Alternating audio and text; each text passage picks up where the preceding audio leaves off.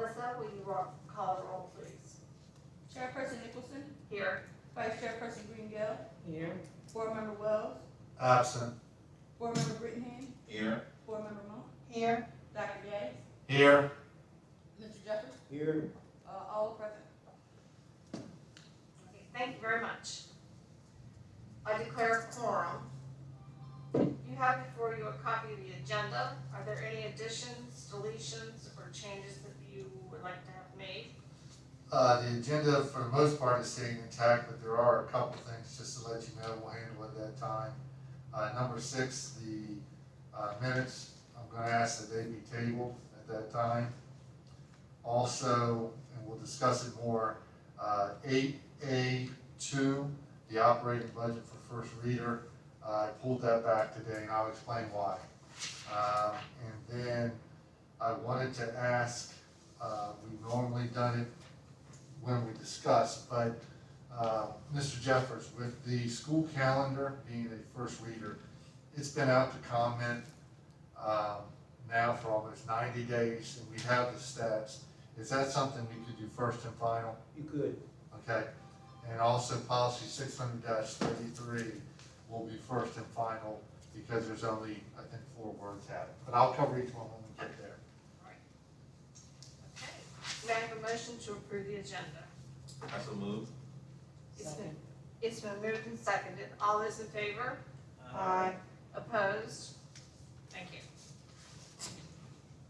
We'll now stand for the Pledge of Allegiance. I pledge allegiance to the flag of the United States of America and to the republic for which it stands, one nation, under God, indivisible, with liberty and justice for all.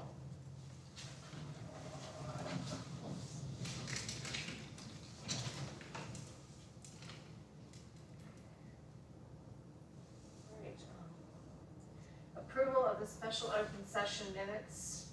Madam Chair, I'm going to ask that the minutes from May 5th, 2020 be tabled until our next meeting. Okay. May I have a motion? Second. It's been moved and seconded. All those in favor? Opposed? Thank you. Unfinished business, Dr. Gaddis. First, we have under administrative functions 7A1, policy 700-54, which is unit 1, employee tenure. This is exhibit 8A1, it is second reader. The policy simply changed, anytime you saw the 2 years, the probationary period, 2 years, made that 3 years. The third year was made 4th. And there were a couple other changes as far as assistance that would be needed, and this is to update what needs to be required in our policy by Comar. So I'm asking for final approval of policy 700-54. May I have a motion to accept policy 754 as amended?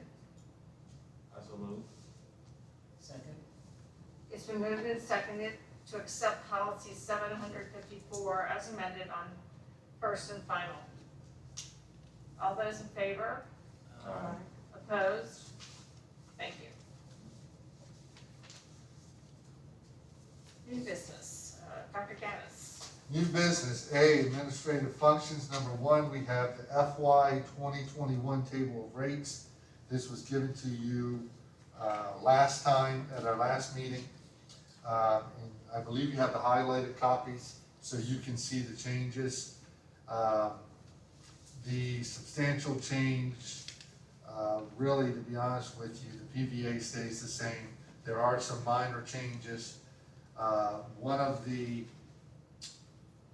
big changes that we've talked about is under Roman numeral 6. Number 2, mileage will be figured from the designated bus lot to school and back to designated bus lot for each trip scheduled. We talked several times about deadhead miles, and if you're 30 miles from your first stop, this will take care of those issues. Also, number 3 is completely stricken. Unpaid roads will be doubled when figuring contracts. That's been taken out because we don't go down unpaid roads anymore. We never should have been going down unpaid roads. So Mr. Bartamy has gone through this. Also, you were given it back, the actual request, because I think that's important for you to see. So there was an increase from 19 an hour to 19.50, and there's the reason for doing that. The number 2 request they had, we're right in the middle, so we did not feel there was a need to do that. The administrative fee, you have the information there that also we did not feel that there was a need. And also, you remember last year we required them to turn in all their paperwork. Everybody's paperwork got in. So, and then inspections are on the last page. The contractors are reimbursed for 1 bus inspection prior to the start of the year due to the fact they're not running routes. They've never been paid for other bus inspections, and so there was recommendation not to do. And we wanted to keep the same thing with the field trips the same. Basically any increase to field trips is an increase to the students. And so I'm asking for your approval of the FY 2021 table of rates so it can be included in the budget. So moved. Just to be clear, this is an adoption of this subject to the final approval of the budget? Yes, this has to be done on its own. Right, but it's It's contingent contingent upon final the approval, budget. yes. All right, may I have a motion to approve the 2021 table of rates as amended? So moved. It's been moved and seconded. Any further discussion?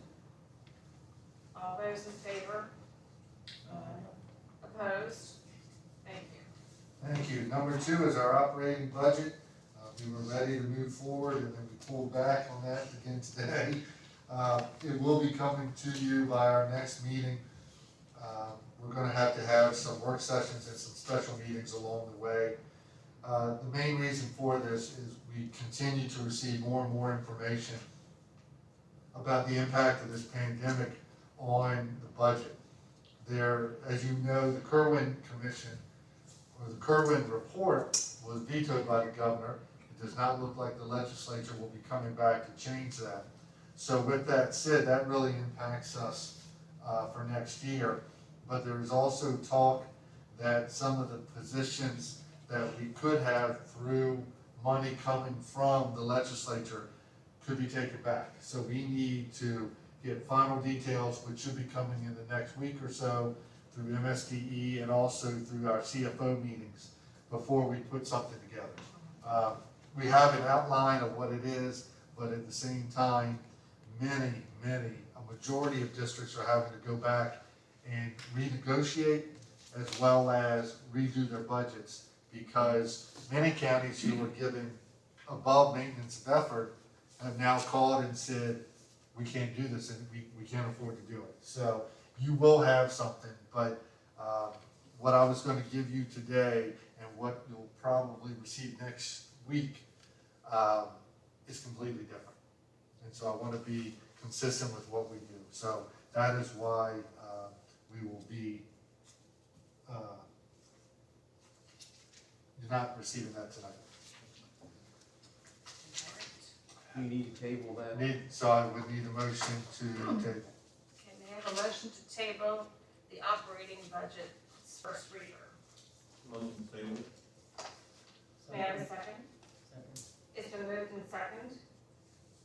All those in favor? Opposed? Thank you. We will have some tough decisions that we're gonna have to make on budget, some very tough decisions. And so it'll be time, and it may be, if we can meet in person, great, but if not, as a closed, or we'll do a public work session, we'll just have to talk about it. Next is our academic school calendar drafts. This has been done since it was gonna be presented to you in March. It's ironic, and I applaud you for making the policy change to start before Labor Day. We're gonna need to. Ironically, there was not a lot of community concern over this. I think after what we've been through, it's a very smart thing to do. You have in front of you the 3 drafts. Draft number 1, it's up at the top, draft number 1, draft number 2, and draft number 3. I think board member Monk will like this as well, because she, talking with her, but also talking with some other folks, really changed my perspective on this. The most popular calendar was calendar number 2, and that is the calendar that front loads the professional development. So that, and when you think about this year, you know, people talk about things happen for a reason. It's kind of ironic that with everything we've gone through, this is the calendar. Teachers would actually come back on August the 18th, and there would be 18, 19, 20, 24, 25, 7 days that we would have to do professional development, which would be working on Google Classroom, moving towards the online. Obviously, by then, we'll have a plan as to how we're moving forward. But when I looked through the data, and you have this report that Ms. Mealy put together, and obviously with our limitations on people, you can see that overall, it was the calendar between parents and employees and whatnot that received the most votes. So I really don't believe there is any need to put it back out for 30 days. If you have any questions about it, you can see we have the breaks, we have Thanksgiving, we have the long Christmas break, which is what people like, and it's the earliest we will have gotten out with inclement weather days.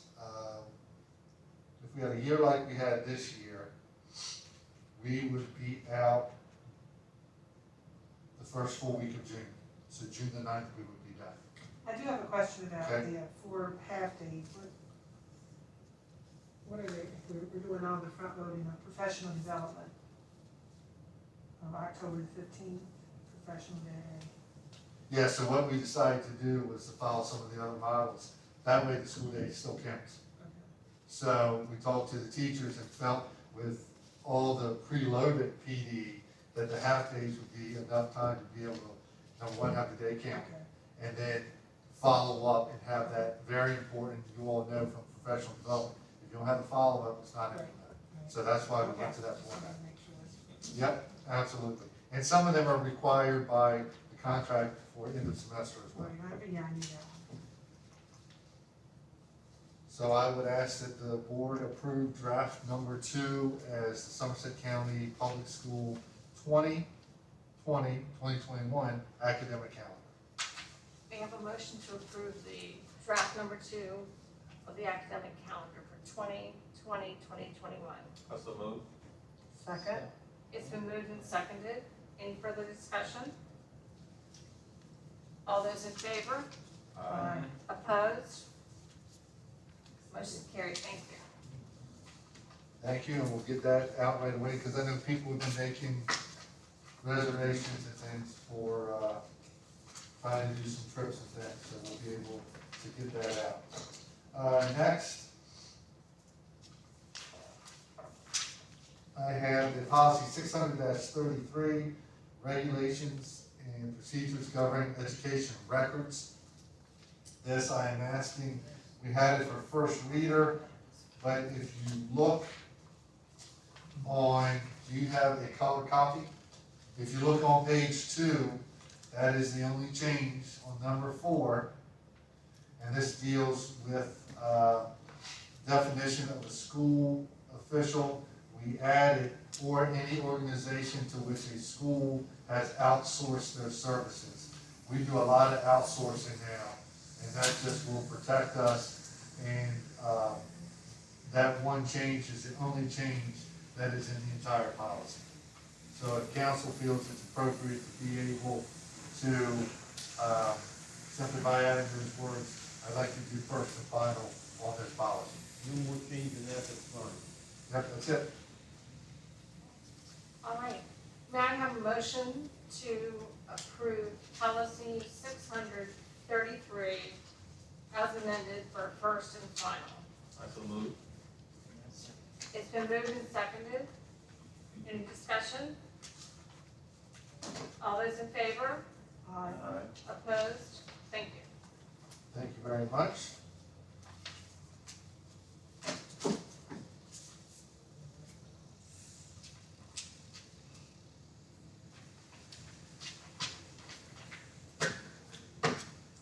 Tonight I also get to play Facilities and Capital Planning Supervisor.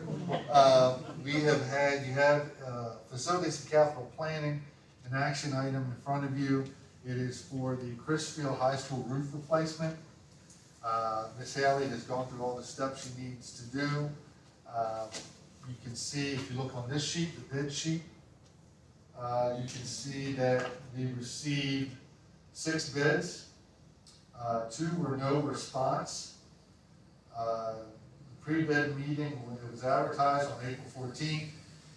Pre-bid meeting was held April 22nd, and the bid opening was on May the 13th. And the great thing about this is, remember that our FY capital improvement plans cover the cost of this roof for $2.9 million. She is recommending, and I concur, the acceptance of SGK Contracting as the alternate 1 bid, and award the contract in the amount of $2,695,000.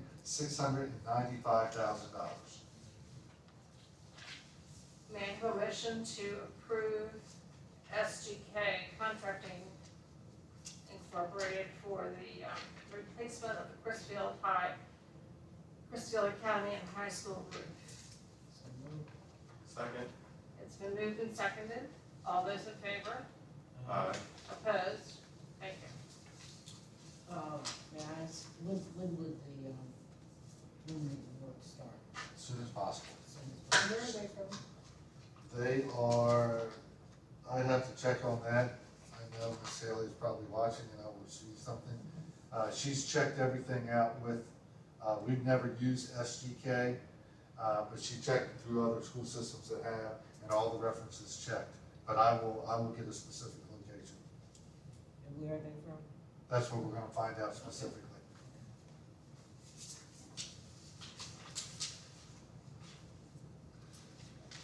Monthly finance reports. Now I move from Facilities and Capital Planning Supervisor to CFO.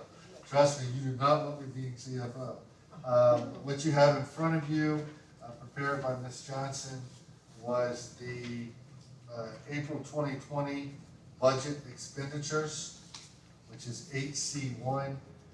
You can see that we're down, we have 97.66% of our money is spent or obligated. We also this month spent $3 million, no, I'm sorry. That's the balance. For this period, we spent $3,833,075. And so we will be able to provide you with an idea. In fact, you can kind of see right now what that balance is. Obviously, that will change as we go through the year, but we have seen savings, which we've been able to do a number of things for next year. Substitutes, I was thinking about that. We have had great, we've saved there, not paying the fuel was a big savings, so I'm looking for approval of our April 2020 budget expenditures. I have a motion to approve the April 20th, 2020 budget expenditures. Motion to approve? Second. It's been moved and seconded. All those in favor? Aye. Opposed? Thank you. I just have a question. We have 2 items on grant for health services and operation plan. Right, I was gonna ask the same Can question. we would pause those or would The health services were, last meeting, we talked about the number of nurse subs that we had to have. And I'll have to get back on with the operation of plan. There may have been some things that we've done ahead, knowing we can do categorical changes. I was wondering if don't have anything to do with. It's a lot of it is that I think it's a good combination of things. And also that company is from Baltimore, and they will start when we have contract approval from the IAC, which is as soon as possible. Okay, next you have the Food and Nutrition Services Report. You can see that what has been done, we're still in a deficit, as we normally are, because things have been a little bit slower coming out on our reimbursement. But the CE program is doing extremely well. If you look at the bottom, or the second page, Mrs. Johnson added some information there that summary by level, you can see that overall in breakfast, we are down what would be normal of 48,478. But when you look at what we've been able to do with lunch, it almost evens everything out. So what this is showing is that we have served 54,280 lunches, just lunches, since we've been out. That doesn't include the dinners or the breakfast. So we're watching that closely, and that should go, the reason for that is that'll show you how much our community needs that. And the fact that there are days, even though our numbers have gone down a little bit, there are still many days where people are still asking for food. And we're still packing on Monday, Wednesday, and Fridays, and advertising that every single week. How will this affect the summer food program? The notification we received as of now is we will continue to pack meals till June 30th on Monday, Wednesday, and Friday. And then after that, summer meals, feeding centers will open if we're permitted to open and have children. So after that, we've been told as of the 30th, we're done making meals. So hopefully by then we'll have better clarification.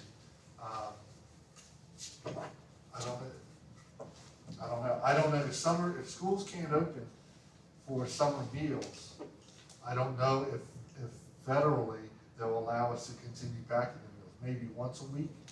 But when we pack on Mondays and Wednesdays, we put 6 meals.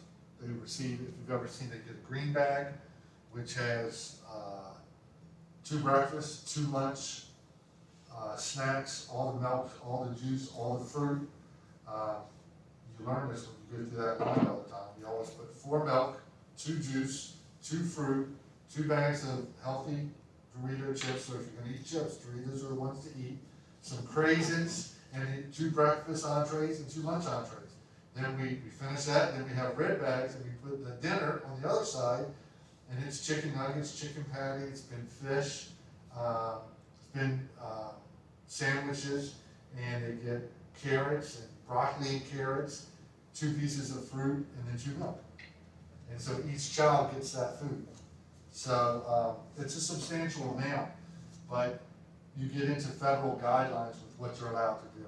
And what we've been told, Mr. Scott sent me the email, June 30th, we're done with that, and summer meals are open. So really the answer is, I guess we wait and see. Which nobody likes hearing. Yeah, we don't know. So that's just for your information. And then lastly, Mrs. Johnson forwarded categorical transfers. And you can see the operating budget. You can also see the transfer amount that she is asking to do, and then what the revised budget will be. And it was really to make up the difference in the fixed charges, is why she's requesting the transfers. And I can get you specific information and email it out to you as to what it is. But I need action on those transfers. Okay, may I have a motion to approve the intercategory budget transfers? Motion to approve the budget transfers. May I have a second?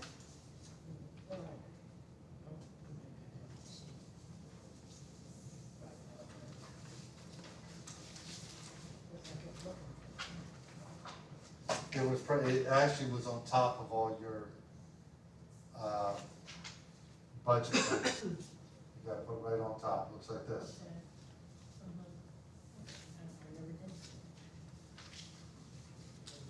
You wanna keep this? Keep going, one more, it's gonna be right on top, you watch. No, keep going,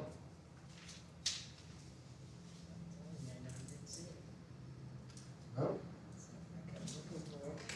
nope. No, mine was right on top. Well, here's the next one. Here. I know I read that it was in there, but I couldn't find it, I never did. Okay, thank you. It's item C, but it's the first one.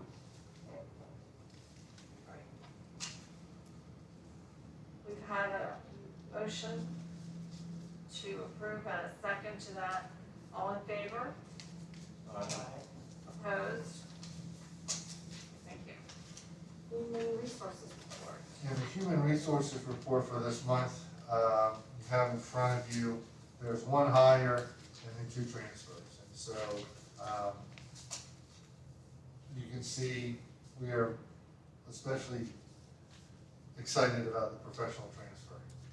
A former student taking over that position. And so I'll be very happy to announce that later on tonight. But the hire, as you can see, is for the media specialist. We need to replace that, the professional transfer, and then a classified transfer, which we had talked about anyway. So I'm asking on behalf, I get the HR supervisor now, on behalf of Ms. Whitelock, approval of the HR report. May I have a motion to approve the Human Resources Report? I so move. It's been moved and seconded. All those in favor? Aye. Opposed? Thank you. Thank you very much.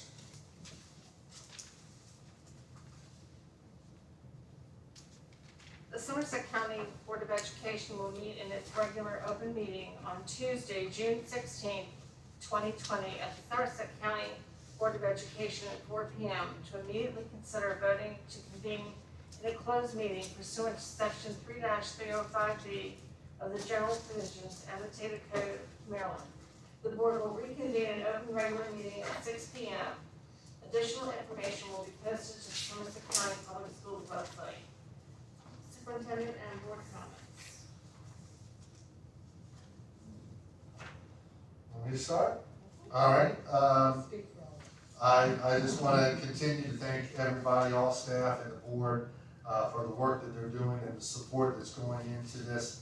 We are in week 10, day number 45 of the closure, and things continue as we work through this. Things continue to change. We're doing updates with staff, which you all get all the emails. We are also hitting Facebook pretty heavy. A lot of our parents look that way, and I asked them to share the messages. We're also doing robocalls, not as many, but we have to do them because we have to communicate. A lot of things are going on all at once. Today we met with the Somerset Education Association. We shared with them our proposed plan, developed and worked on by a variety of people, but led by Mr. Davis for evaluations. We still need to evaluate people this year, and they approved our plan. They thought it was very fair, so we were very happy with that. So this week, that will be released. Also, we had to do a continuity of learning plan led by Mr. Davis. We were 23 days into this, and we received the 7 elements that had to be in it. So we wrote the plan. The plan was submitted. Then we found out there was a rubric, which we don't have the rubric, but we received our plan back. There were a couple things that needed to be changed. And part of that has been the grading policy, which we've had a lot of questions. We went over everything today again with the association. It is a very fair plan that addresses every situation. You all will be emailed a copy of it tonight. It will be going out to teachers. We have a plan through a variety of methods to collect the information. Remember, the directive was that no student, we had to balance with no student being hurt, but also the fact that they did have school for the first 3 quarters, and that needed to matter. And so when you see this, you're gonna see that we took the first 3 quarters and they mattered. And then you're looking at students, these things, will have received 10 packets. So there's gonna be ample opportunity for them to improve. So that'll be going out as well. There's just been a lot going on from the state as we continue to move forward. The big talk now is graduations, and I appreciate, honestly, I like graduation. I wanted to be there. I wanted you all to be there. But I think the way we're doing it is the right way. Next week, you will see each town is going to light up with balloons and pictures outside. We're going to celebrate our graduates. It will take 2 6-hour days to do everything at Chrisfield, 3 6-hour days in Washington, but it has been approved where they will drive up, only 10 people, so you have 2 administrators and a photographer, the student. So if I'm graduating, what would happen is we'd all drive up in our car, because you're going to be allowed in certain spots. You all run in real quick, you sit front row center, the processional is played, processional is played, I walk in with my cap and gown, I walk up the steps, that stops, my name is called, I walk across, and at the table will be my diploma that will have been certified, my senior awards, I get that, I get my official picture, I walk down, come down to the bottom, have pictures taken with my family, and then we exit the building, and the next person comes in. In Chrisfield, it was very important. A lot of the students, and I understand it because it was said to me 7 years ago, the history that's on that stage. They wanted to walk across that stage. Washington is going to have something either in the stadium or they're normally at UMBS. So not having us there will allow more parents to see this in a special time. Also, as you know, as I emailed you, if you would like to have a message for the seniors, we're going to be putting all of this together. So we'll still have I need a new mask. We will have all the speeches and everything and have it all put in together. Everyone will be recognized, and it'll be as normal as we can be. And hopefully we'll never have to do this again, but it's to celebrate the seniors, and I appreciate the efforts of our health department, Maryland State Police Barrack, local barrack in Princess Anne.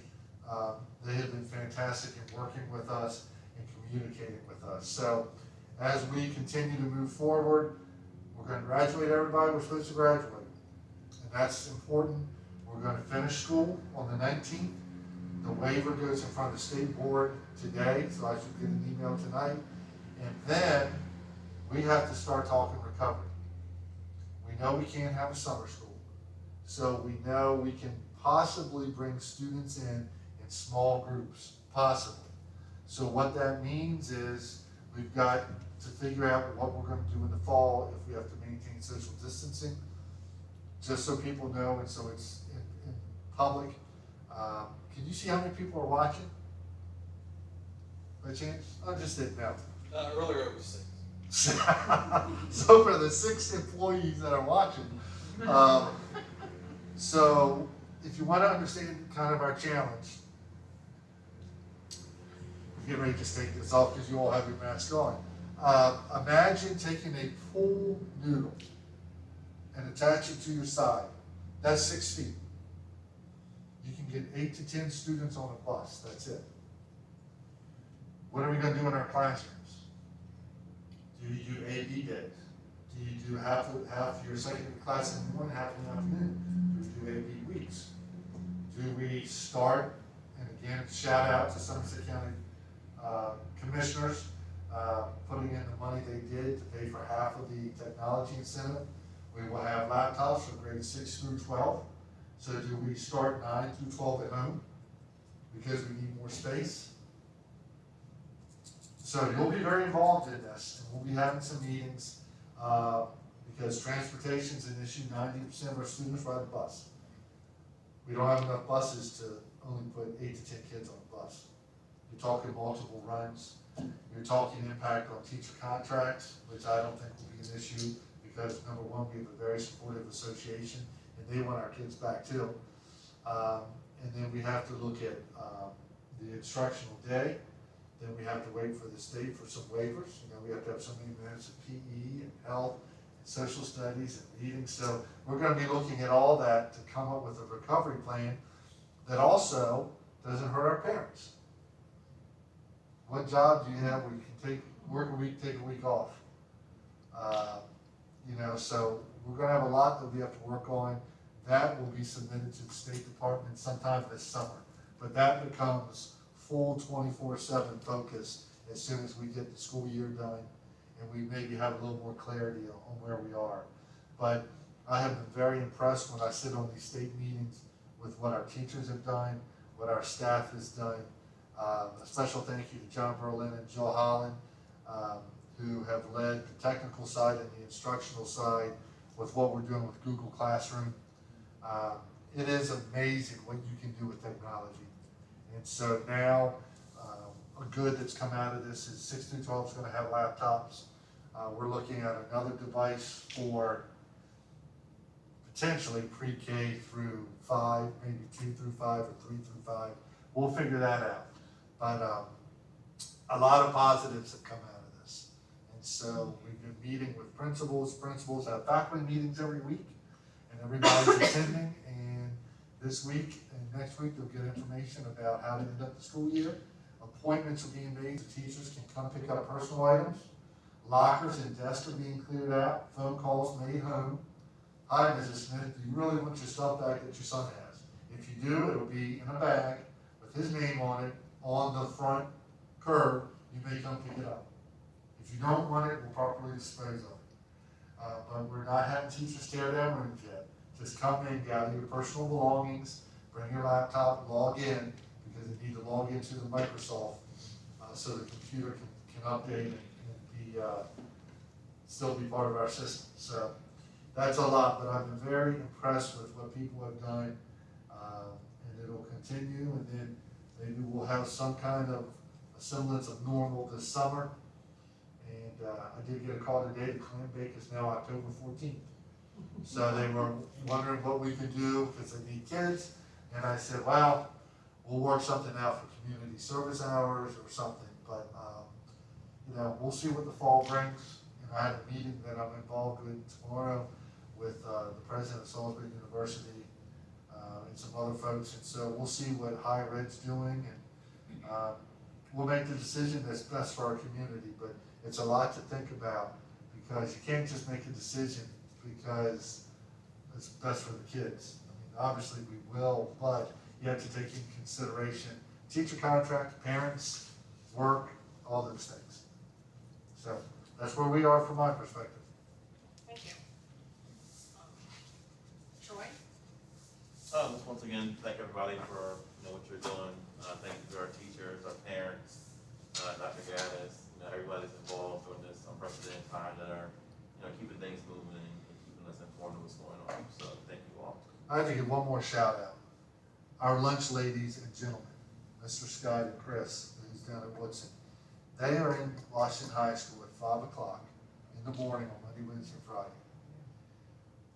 I bet you they have packed or made, well, I know they made 50,000 Italian sandwiches, 50,000, because when the kids go through, they might get a cold cut and a turkey and cheese or a tuna salad. They're making all that fresh. So when I get there a little early to make sure we're all set up for the prep, and then our team comes through, when we're done, we're going to recognize them. It's been the same group of people that have shown up, because we had cut it back to 10 or less. It has been the same group that has shown up every Monday, Wednesday, and Friday to help and to pack meals. And so the cafeteria workers have been phenomenal, because they stay, they help us. We do little giveaways. We get gift cards, $5, $10, $15 Dunkin' Donut cards.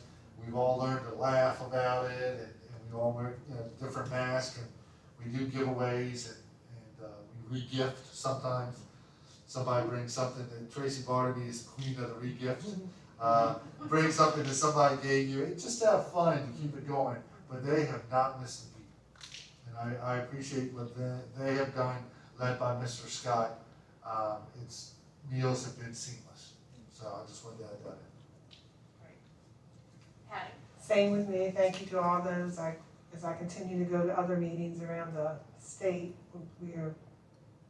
I feel like we're heads and shoulders above everybody, what's going on, so I'm thankful for that. Shout out to the class of 2020 and their families, if anybody's listening, I feel your pain, but this no way shadows the accomplishments that you've had, and wish you much success in the future. Ms. Marco?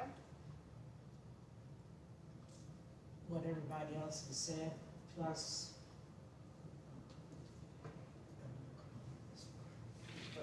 what everybody else has said. It's just been an affair that where everybody has just jumped in and done what had to be done. And we just thank everybody for everything. The workers that Dr. Gaddis was just talking about, who show up on the job at 5 o'clock in the morning. Oh my goodness, kudos to everybody. Parents, you're to be commended, because the school system couldn't do it without you. So you're in there too. So we just thank everybody for everything that they've done. This is something that nobody has ever seen before, and I pray to God we won't ever see it again. You're right, Ms. Martin. It's been a learning situation, and everybody has jumped in and they've done what they have to do. And we just say thank you to everybody. Thank you. I don't like to talk too long because I start to tear up and I can't. Well, I want to jump in again real quick, just because you have to love technology. Mrs. Johnson sent me a text. Health was the nurse subs for the year.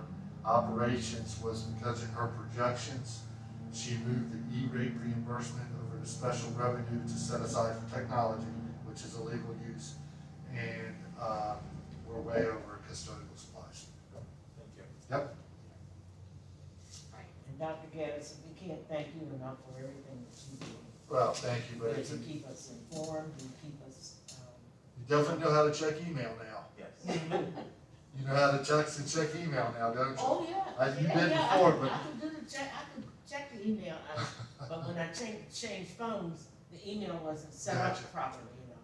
But, it's set up now, so I can get that. oh, good.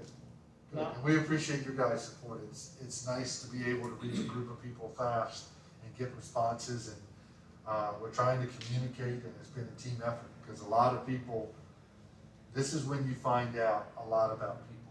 And folks have stepped up huge, absolutely huge. And when people are upset because they have to miss something, like packing meals or can't make the distribution site or whatever it may be, they're invested. They're invested in this county and in our kids. And that's what's refreshing to me. So, Dr. Gaddis, did you get your nice clean copy of this? I did not. All right. Well, for Is those. that what Troy read last week? Oh. For those of you who missed it last week, the Board of Education of Somerset County Public Schools would like to thank and recognize our Superintendent, Dr. John Gaddis, our supervisors, principals, teachers, office staff, custodians, and all who have played an integral part in the past few weeks in helping our school system run smoothly. We couldn't plan for a coronavirus, but you've done a great job in keeping the day-to-day operations running and coming up with plans to help everyone feel normal during these unprecedented times. The time and effort that has gone into making the plans and keeping our students and parents engaged is recognized and appreciated by the Board of Education. The Board requests that this formal note of thanks be shared with the appropriate individuals. Again, thank you for all that you are doing, and we look forward to seeing you all in the future. Now therefore, let it be resolved that the Somerset County Board of Education does hereby proclaim and acknowledge the contribution of Dr. John B. Gaddis and his staff for their steadfast commitment to Somerset County Public School System. This was passed and adopted on May the 5th, 2020. by the entire board. So thank you. Thank you very much. We'll get that posted up, thank you. And again, just as everybody has said, communities pull together, and the school is its own community within a community. So I think it speaks really well for Somerset County. And like Penny, when I was at the board of directors meeting, I was telling them about our graduation plans, and some of them were saying that they're following Somerset. And I think that you've done an outstanding job more than any of the other superintendents about keeping the board up to date. So thank you. You are informed. It's not you cannot say that. Yeah, I miss it if I don't see your name come up on the website. What happened? All right, well, with no further business to come before the board, may I have a motion to adjourn? Motion to adjourn? Second. It's been moved and seconded. All those in favor? Aye. Opposed? Thank you, we're adjourned.